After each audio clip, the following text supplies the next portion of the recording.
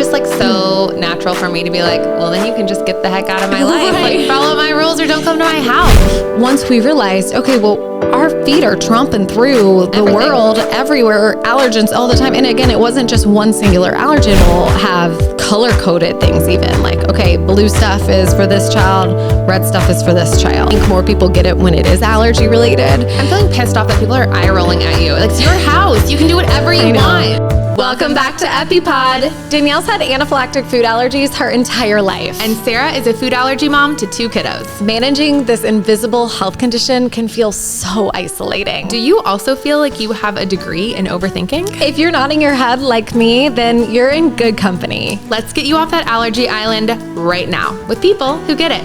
Ready to dive in? Hi, Sarah. Hey, Danielle. Today, we're talking about all things house rules. Right. Like, what are your house rules with allergies? I have a little list. I mean, it's not extensive, but it's things that I do in my own home, both like for my own family and also for visitors when they come over, like rules that I insist that they follow. And that sounds really like, you know, like I don't think judge rules, but to like, me, I'm like, yes, Sarah, boundaries. Yeah. But I mean, and it is and it isn't, right? It's just things that like, you're coming into my home. This is what we do, right? Some people have cultural rules. Some people have just like what they think is, you know, best or makes sense in society. Like, and for us, it's like there are allergy rules. And I think it's okay. I do think some people, both from experiencing it and from hearing about it on my social media page, there's pushback from people. There are attitudes that, you know, come into play whenever somebody vocalizes an allergy rule. So I think talking through that, it's something I get messaged about all the time. Like, what is reasonable in your opinion? You know, and of course, like, I don't make the rules for you. Like, you got to decide what's best for you. Yeah. But like sharing today what my kind of non-negotiables are. And then what are some things maybe I'm like loosey-goosey sometimes, and like how I clean up afterwards, you know, and then also like as we've gone through treatment, how things have changed, right? Because we used to have a no allergen household. And now we do, because we have to treat those foods in my children. So, you know, how we are managing having those foods in our house and what like individual rules we have for ourselves. So that was a long-winded way to explain what we're going to be getting into. I love it. I love it. It sounds like something that a lot of people deal with, especially the pushback part. It's just like so natural for me to be like, well, then you can just get the heck out of my life. Like, follow my rules or don't come to my house. But you can't say that when it's your mother-in-law. Totally. Necessarily as easily as the girly who's like, then don't come over. Like, you're uninvited. You got to go. Goodbye. Right. You know? Totally. So, yeah. I'm really excited to talk through sort of a more sticky situation. Yeah. Also, like, coming from somebody who has severe anxiety, it's really easy to let these things snowball. Like, spiral. Yes. Yeah. Like, it's so easy, like, to hyperfixate and ruminate on contamination when like some of it is valid and some of it is your anxiety, and some of it is not necessary, and some of it is you're just like using this to torture yourself, but in the name of like something that your private provider would probably be like, that's overboard. Right. So I really love that you led with what is reasonable. Yeah. Yeah. And again, reasonable is going to be different to everybody, Absolutely. but having that conversation with your provider or with your therapist or whatever. Yeah. Your partner or your allergy bestie, like whatever it may be, or honestly, just listening to this podcast and like feeling like, whoa, I'm doing a whole lot more than Sarah and Danielle do. Like, maybe that's okay because of X, Y, and Z, but also maybe I am spiraling and I need to dial this back in. So hopefully this is helpful for a number of reasons. If you're in that boat, I am captaining the boat. Like, I am spiral central. She's spinning the wheel, like she's captain and just like, I'm just like, spinning we're going the wheel. down. We're going under. What's that scene in Pirates of the Caribbean where they're like being swept in the cyclone underneath water to Davy Jones' locker? Yeah. That's me. That's me with Cyclone. Oh my goodness. But you're doing so much better than you were. Give yourself some credit.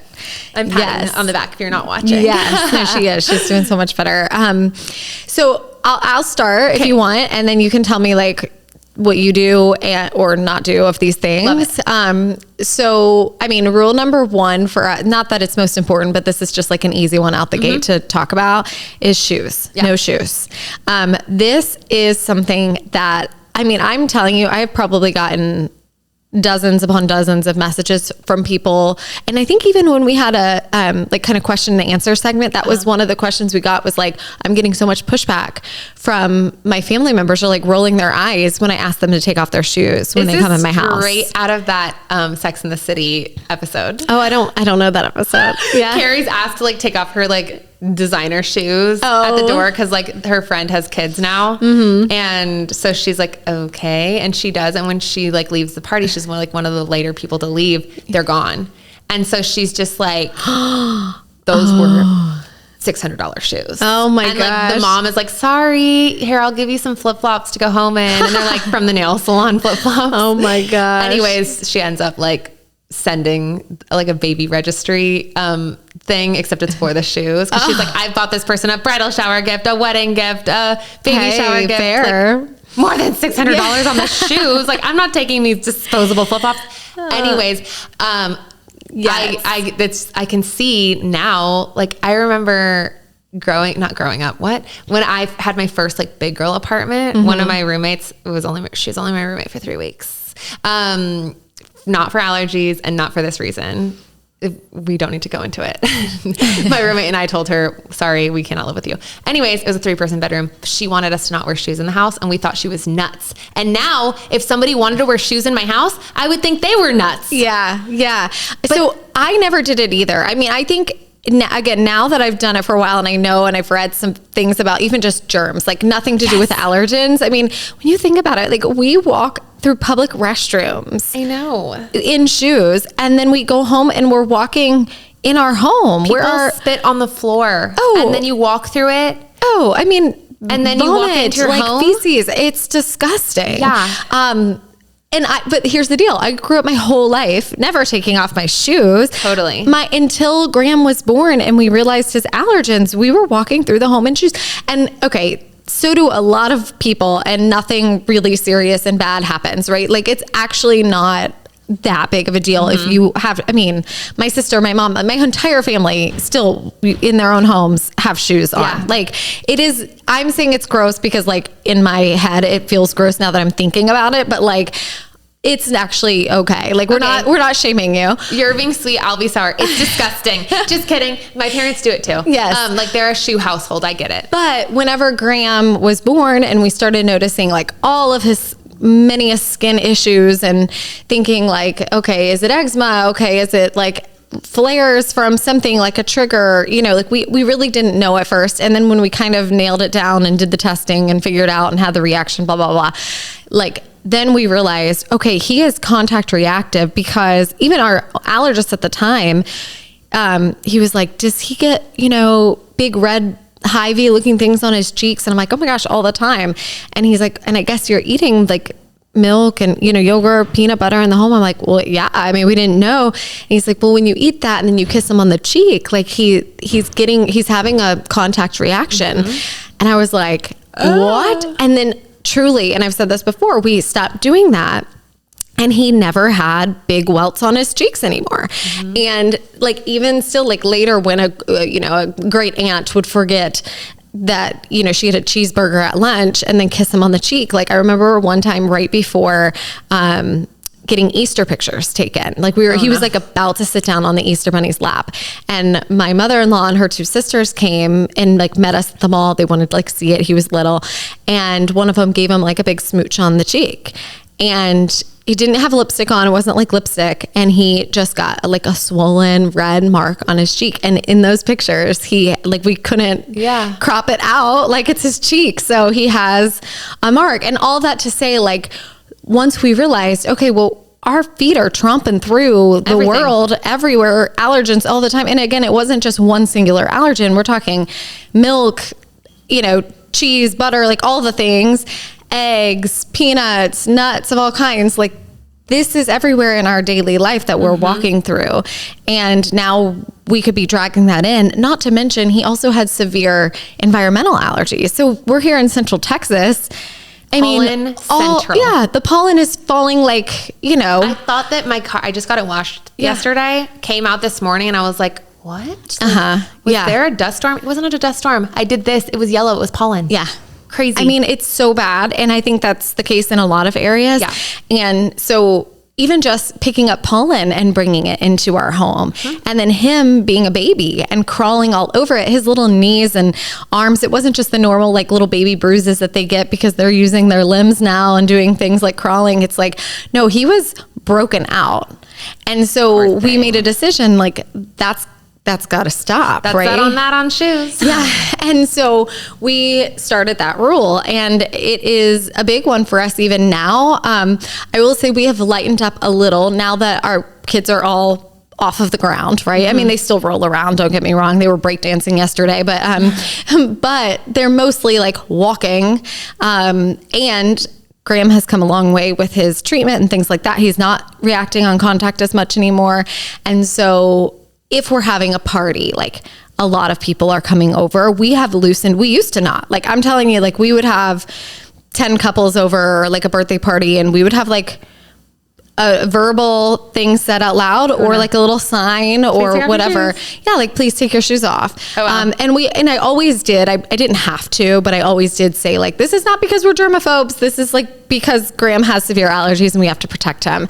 And when I said that, people did do fewer eye rolls, like if they were to think it was about germs, I think they would kind of not get it as much. I think more people get it when it is allergy related. I'm feeling pissed off that people are eye rolling at you. Like, it's your house. You can do whatever you want. I know. But and even if it's not like totally at me, it's like you can tell just by their body language that they're just like kind of annoyed, which again, you have a right to be annoyed, I guess. But yeah, you're at my house. So I don't know.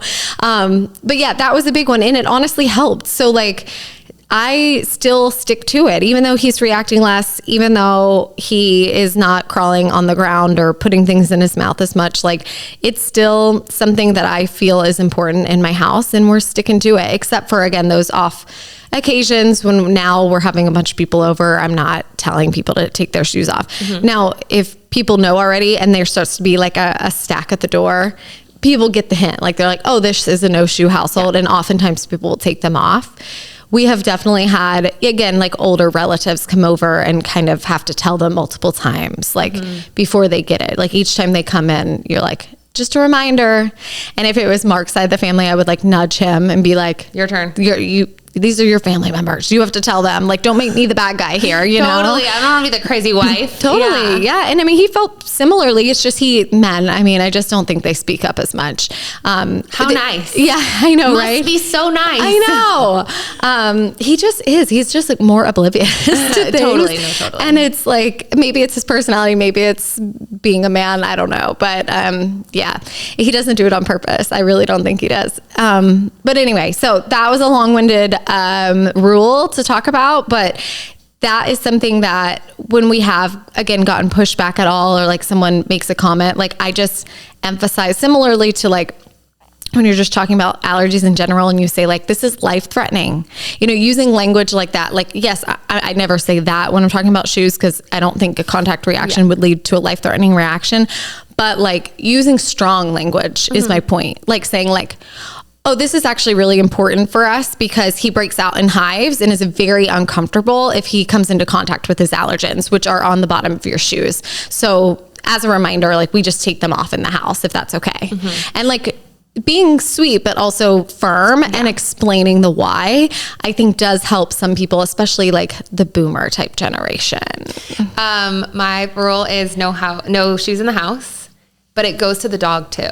Okay. So like my little dog he's a Westie. So he literally is like a walking Swiffer. Yeah. And so when he walks through pistachio shells or peanuts, which were randomly all over my neighborhood street the other day, like forget just nuts. Like it's gross. It is so gross to see the stuff that comes off of his paws. Like, so every time he goes out doing like most things with me, and every time we go out and we come back, I take off my shoes at the mat and I carry him in and I put him in the bathtub, and he has a little like hose attachment, and I just use a sensitive, like it's for dog paws. Yeah, it's like not harsh shampoo. Yeah.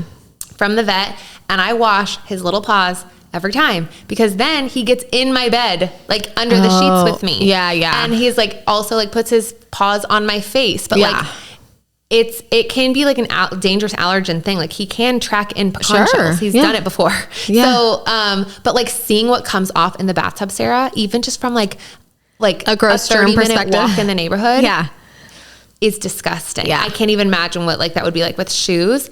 It's helped with his paw allergies because like he's sensitive to the environment. Yeah. And when I have a party, it's like all bets are off. Everybody just comes in with their shoes, and I just vacuum and Swiffer, and then wash his little paws when it's over. Like the house is either clean or it's dirty, and if it's dirty, I just clean it up. Yeah. But like, I don't really, unless it's like one person coming over, like for, wine or dinner or something, like most people just do that. And maybe that's like my generation thing. I think it's a generation thing. I also think it's a location thing. I think we're in Austin, like there's a little different. Austin is a pecan grove. Yeah. So for me, it's just like, it's a non-negotiable because of that. Yeah. I think there are I grew up in like South Louisiana, and I just think that there's a different mindset there, right? Totally. Like than there is here in Austin, Texas. My dad can't take off his shoes very easily. Like it's very painful for him to walk without shoes. Yeah. So I can understand older people like, struggle with it. Yeah. He would roll his eyes or he might be like, I'm sorry, like we have conflicting boundaries. I can't, like we need to meet at a restaurant or something or a park or something. And I think in those scenarios, right, like so actually I have a good solution, and I bought them those shoe covers that like the people that come into your house, like if they do work and they have the shoe covers that look like hospital shoe covers. Like I have a stack of those for worker people when they come in, because I'm not gonna like usually make them unless it's like easy to slip off. Oftentimes I'll like hand them those, and so if you have an older person, like they could do that. Or again, you could think to yourself, okay, how sensitive is my child? Where are they walking? What can I do to mitigate the risk after they leave? Which I've done before as well, right? Like people forget, or there's an older person coming into your house. You don't, take them off because of the party. Like, you just go through your house. You make sure that you clean everything, vacuum, mop, do whatever is going to like lower the risk as much as possible, and you move on with your life. And I think, but a rule is good to have in place to, again, like reduce the risk overall. Yeah. At my parents' house, like they are a full shoe household, and it's so funny how like it's a full, and it's also El Paso's not a pecan grove. So I don't have to worry about the dog. The dog doesn't get his feet washed. I keep my feet on. Keep my feet on.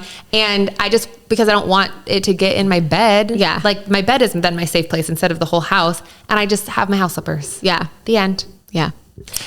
Okay. What's another rule? Now it's time to hear from one of our sponsors, Lorissa's Kitchen. Get 20% off the only certified top 9 allergen-free meat snack at lorissaskitchen.com. That's LORISSAS kitchen.com. Use promo code EpiPod. Not only are they certified top 9 allergen-free by Menu Trinfo, they use 100% grass-fed and finished beef or free-range poultry, and they're zero sugar.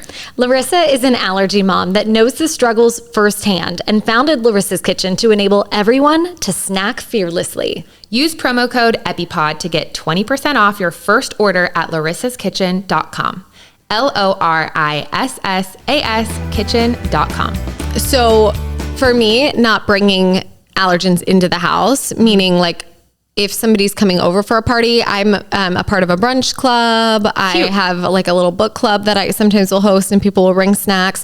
I've had like little wine parties for my girlfriends, like whatever it might be. Mark has whiskey nights and sometimes hosts. And basically anytime we're hosting or having a party and somebody offers to bring something, that's a rule that goes in the text message. So now, again, after a while, after years of like my friends knowing, I don't have to say it anymore, or they'll ask to double check things just on their own.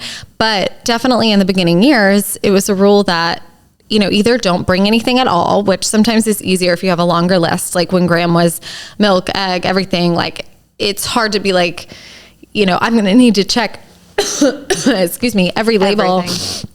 and then like still be worried that it's in my house.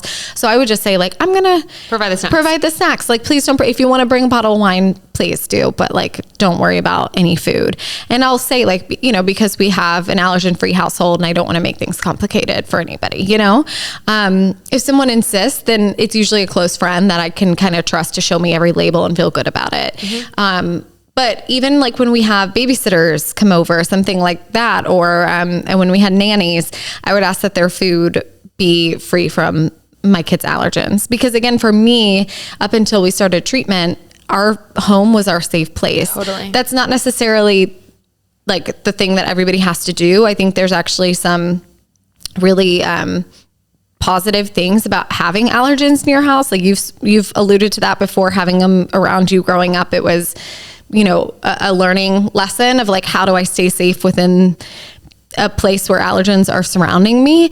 But for us, because mainly of his contact reactions and because he was a firstborn and we didn't have another kid wanting different types of snacks, it was easier for me to say to myself, like, they have to navigate the whole world with allergens. The one place I want them to not have to think about that, and me not to have to think about it, like me have a break, is home. That's how I feel. Yeah. And it's really interesting because like as somebody who has lived in the two different types of homes, both of them have like huge positives and both of them have a few negatives. Yeah. Like I am so freaking thankful that that's the way I was raised, because going away to college, summer camp, school, everything was so normal for me. Like I really, really had so much confidence because of that. And I knew what would happen if I did get a contact reaction, and I knew it wasn't the end of the world, and I knew how to take care of myself, and I genuinely was not afraid. It didn't feel like, oh, the whole world, I'm navigating the whole world, in the house I also have to navigate. Feels like that now when I go home. Yeah. Feels like that now. However, like having a no allergen, no, like my house is a no nut except for almond house. Yeah. Like my apartment, nothing crosses the threshold. For the dog, for me, like that is my safe place. I want to feel 100% comfortable and safe in my house. Yeah. That's a huge pro. Totally. But you bet your bottom dollar, I am not as confident, and I have a lot more anxiety when it's around me out in the world. And so that is a trade-off, and it's something that I'm needing to very actively work with my provider to figure out how to kind of like, how can I have my safe house but still have the confidence that I used to have being around it? Yeah. I think that you can do both. Yes. I think we've talked about this before. Like you can make it a safe household and also like teach them well enough and reduce their anxiety well enough to where it's not going to be this either or scenario. But again, I think having them in the house now with treatment, we have set rules for like where they are in the home, like having them on a top shelf, having them clearly labeled, making sure that anybody that comes over to babysit or whatnot understands that this is like an off limit thing and it's just a treatment shelf. Those are some of the rules we have for ourselves. And again, for those like visitors that come to take care of our kids. And then also having like, for a while before it was, a situation where Graham could have like a whole egg, but we were okay with having them now in the house. We did have certain pans that we would like cook the eggs in and then try not to use those for his food. Now that said, like we go to an Airbnb and we still would use the pan. I'm not like hauling some people do, but I'm not like hauling my own pans. But like, I also know that realistically, if I double wash the pan in the Airbnb, or I double wash the pan that Mark 3 days ago cooked eggs in, it's going to be fine. Like there's not going to be cross contact with egg on that pan. Like that's the actual like factual truth of the matter. And so I try to go there in my brain. And, but again, if it's easy, if it's a super severe allergen and you're dealing with like siblings wanting different things, I have seen people have color-coded things even, like, okay, blue stuff is for this child, red stuff is for this child, and making sure that there's just a lower risk and it's just like less confusion, you know? Organization sometimes is like anxiety reducer, just because you understand where everything is, what everything is, and you're not like scrambling all the time and worried, even just on a basic level of organization, but certainly when you're talking about allergies. Yeah. I mean, having roommates in California post-grad, all of my roommates, it was not a nut-free house. Like, and it wasn't stressful. Like, we had our rules, like, this is the sponge that we use for nuts. If you need to clean something with nuts, and you have to hand wash it with that sponge, and then it needs to go in the dishwasher. So if something's hand wash only, don't use nuts on it because I can't go in the dishwasher. And it genuinely, there were like conversations, there were like oopsies, not that ever like reached me, but just like, oh, like I'd noticed, be like, hey, like you need to wipe down the counter. But so like, yes, there was more managing going on, but it genuinely, I only have positive memories from that. Yeah. And it was so helpful. Like, I use that now too, to be like, oh my God, my cousin brought a salad and it has a peanut dressing. And like, am I going to make her go outside and eat that in the car? I did. I was like, why would you do that to me? Why? Yeah. I did it mostly to just be like, then she'll remember to never do that again. Yeah. But yeah, there's something to be said for like, I was genuinely not people pleasing. I was genuinely okay with my roommates having nuts in the house if they handled it respectfully. Yeah. And that's, due to the fact that you managed it all growing up. Yeah. And so I think, I don't think there's like a cut and dry, clear, like answer for what is right or wrong. I think it definitely depends on like kid to kid, reaction level, all the things. But I think there are ways to do both, to manage both sides of the coin, but also knowing that there are going to be like some outright pros and cons to both methods, both sides of that rule. Yeah. I love what you said, like for you too. Like just because it would be safe for you to have the allergens in the house and like have the color coding and whatever when Graham was in that stage, like pre-treatment, doesn't mean that like you deserve a dang break too. Yeah. You are tired. Yeah. Just like, how about this one thing be easy for me? So whichever one you choose is right for you. And then whatever the con is that you're going to take, like figuring out ways for that to like be as little of a con as possible. Yeah. This is different, a bit like similar, and we can like breeze over it, but it's not my own house rule, but kind of like going to other people's houses. When he was real little and really sensitive, like if it was a close friend that I could verbalize, like, please don't have X, Y, and Z at your house, and I felt like that wasn't an overstep because of how close we were, then we would go. But if it was like a large party with like kids running around and there was going to be like ice cream everywhere and stuff, like our house rule, family rule was don't go. And I mean, that sucks. And again, it's not like that now. And there are ways around those situations a lot of times, but sometimes, to your point, you're just tired. Sometimes it's like, I could probably manage this and figure out how to like helicopter mom enough to make this okay. But like, it's also okay to protect your peace in certain situations and say, I'm pulling the house rule out, the family rule, that like, this isn't for us today. Like, we're not going to do it. Like, that teaches your kid to be able to do that as an adult too. Yeah. Like, to when are we going to play by the house rule? Because we're not going to put that much stress on ourselves. I did that last night. Like, I went to the rodeo here in Austin, and it was like with a work thing. So it was with a brand, and they booked the reservation at a Oaxacan Mexican restaurant, and I called ahead just to like see if I could. I'm trying to be more brave. Called ahead, and the manager was like, we will figure out how to make something that's cross-contamination safe for you in the back, but everything on the menu, I would say 95%, even the desserts, are nut-based. Like, they have a nut mole, or they're finished with this pistachio sauce, this traditional whatever. They're flown in from Oaxaca. I don't even know the full ingredient list. I just know that they have multiple kinds of nuts in them. Yeah. And I decided I am going to forego going to the restaurant. Yeah. I'm going to take my dog on an extra long walk. Yeah. And I'm going to make myself a delicious meal at home, and I will meet everyone at the rodeo. And so you can, by like playing by this house rule with your kids, showing like, well, we just don't go to that part. Or like you've said in the past, like, we go for the beginning part of the play, and then when the pizza is delivered, then house rule kicks in and we go home early. Right. And then as an adult, they feel comfortable being like, you know what? I'm going to meet them at the rodeo. And the rodeo may be scary because there may be, I don't know if this is a convention center that has the peanuts that everybody shells all over the place. Disgusting.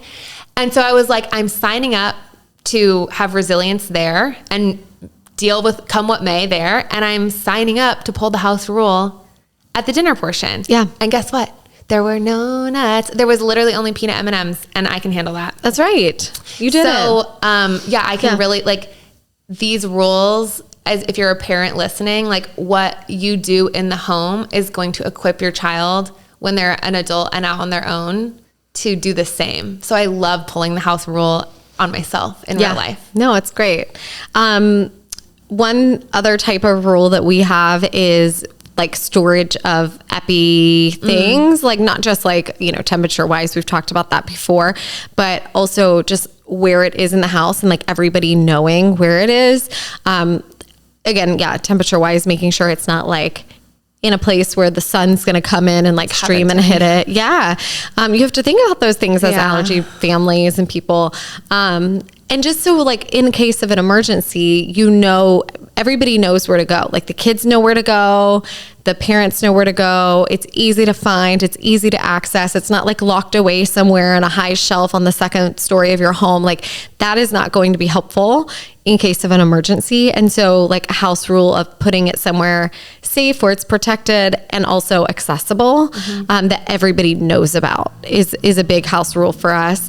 And also again, like playing with the trainers, we've talked through that. We've had episodes on that, but like having a rule where the whole family is involved and practices with those epinephrine trainers, at least like once a month or once a quarter, whatever works for you. That being like a very clear house rule for us, I think has been helpful and important. I recently adopted that as my own house rule. I took a page out of the Fry's family book. And like now my dog gets his heartworm medication the 10th of every month. And like, I am very, very diligent about that. And my rule is like, I don't hand him the pill until I've pulled out the trainer and practiced. Love that. So like habit stacking can also be really helpful with that. Something that may be helpful, speaking of like EpiPen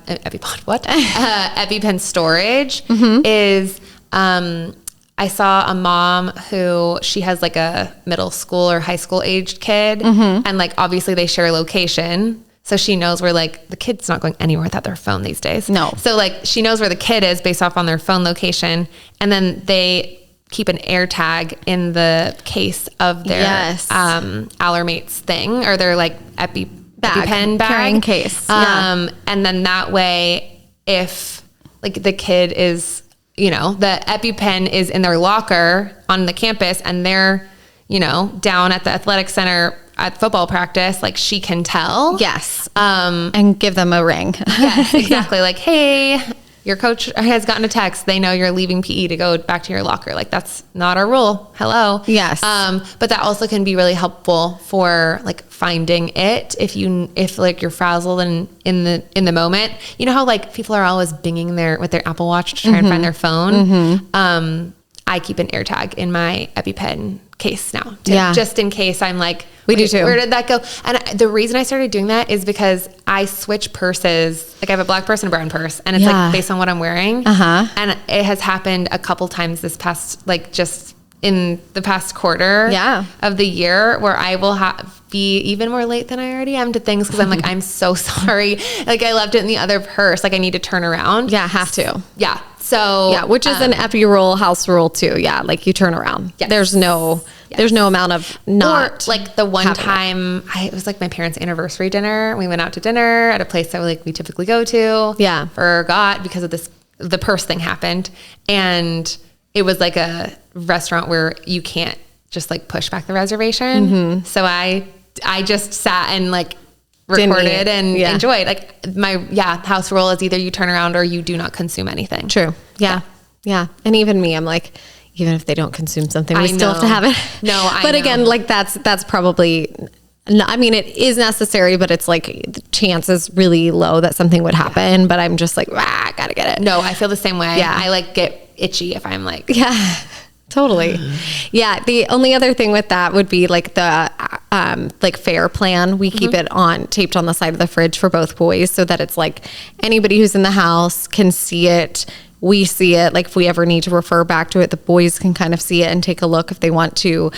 So again, knowing where the Epis are and other medications, having it accessible, and then also having it like clear as day in a public spot. Like, what is our action plan? I keep my fair plan also as a phone background. Not always. Yeah. Like my dog is my phone background, but you know how you can like hold down and switch it? My fair plan is one of them. That way, if I'm like out and about and I need help or like oh, that's smart. Like, you know, like a friend is helping me or I need to reference it myself to just be like, hey, you're having anxiety. Like none of these big things are happening. Yeah. It's really useful to just like have on there. Yeah. What a good easily, like you're not like looking in a photo album for it, like in your favorites or anything. It's like literally your phone background. Yeah. And also helpful. I put that when I'm like doing my EpiPen trainer. Yeah. And then the only other thing I'd say, and then I would love to hear y'all's house rules. Yeah. If anybody has any, like send them to us and we can include them on another episode or just like comment on one of the reels we post because it's really helpful for other people to see. Is making sure label checking happens from every member of the family. So my boys are very accustomed to, even in our own house with products that we've bought before, saying, did you check the label? Is that safe for me? So making that a part of the conversation and an obligation for everybody. Like my husband knows that that's important. My mom, when she's visiting, knows that's important. I know that's important. The boys know it's important. Like it's a house rule that labels are checked every single time we consume something. Yep. Yeah. I do it at the store and then when I'm about to cook it. And knowing me being me, I will half the time pluck it out of the trash. That's right. I have done it too. I feel like everybody's nodding along with us. Cheers to that as allergy people. Yes. Okay. Well, send us your house rules and let us know what you like agree with and disagree with. It's a good conversation to have. I think we should, you know, and again, what works for some doesn't work for everybody. But yeah, hope this was helpful. Yeah. Also, if we said something that you don't do, don't let it snowball and like make your world smaller. 100%. Yeah. If Other than the whole like never leaving home without the EpiPen. Yeah. That's a rule. That's a non-negotiable. Okay, cool. Okay. We'll see you next week. See you next week.